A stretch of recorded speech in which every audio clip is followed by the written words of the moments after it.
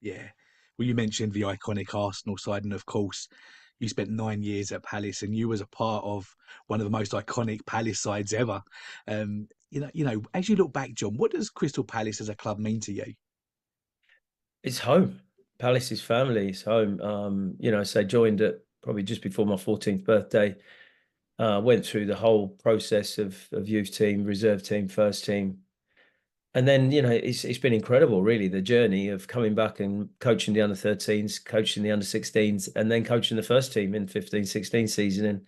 And funny enough, getting back to Wembley. So, you know, 1990, it was the cup final that went to a replay with the iconic Palace side of, Nigel Martin, Jeff Thomas, Andy Gray and Mark Bright, Eddie McGoldrick, and obviously, Alan Pardew with his winner at Villa Park. That's got to be, that's such an iconic moment that would just be incredible because Liverpool had I think they'd won the title 7 or 8 times in the 80s. They were so dominant. It was incredible. And I often, I still speak to Sir Alex Ferguson because it was the sliding doors moment of, if we beat in Liverpool in that semi-final, and then if we had beaten Man United and we were 6 minutes from beating them in the final, Sir Alex Ferguson would have got the sack and everything would have been different. But Mark Hughes equalises. We go to the replay. Lee Martin, bless him, heartbreak for us in the replay on the Thursday. And I just wish it could have all been over on the Saturday. Just extra Yeah, time ends, whatever would have happened. Um, and, Sir Alex Ferguson goes on to be the greatest manager that yeah, we've had in the Premier League and arguably of all time. But Brian Clough might have something to say about yeah, that.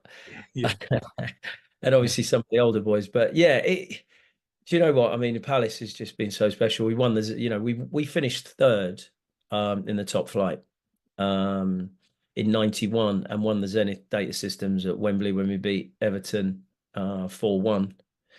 Again, they had, Ratcliffe, Mountfield, Gary Stevens, Trevor Stevens, they had top players. yeah, And it's amazing, really, how well we did that season. It was just such a shame that, at the end of that season, Leeds finished fourth. We finished third. Ian Wright went to Ron Nodes, said, right, we strengthening the team. He said, I don't think we need to bring anyone in. He said, well, look, Arsenal knocking on the door. I think I might pop over to them. So it was like really JFK or getting shot. Elvis dying. You remember when, the day when you heard the news, Ian yeah, Wright had left and gone to Arsenal for 2.5 million. It was heartbreaking, but absolutely made up for, brilliant. He just went on because he's a superstar. He was one of those players that came and you could just see him grow from yeah, this rough ragamuffin, scruffy, swearing, kid off the street, just loving football, just training every day as if all his dreams had come true and all his birthdays had happened in one day. And that was right all over. He just came in every day with this exuberance and just an enthusiasm and a passion that just, swept us all along. And, we used to go out and play and watch football, and he was the heartbeat of that side. But you had a bunch of really young, enthusiastic, passionate guys and talented guys that, we just all we worked off each other.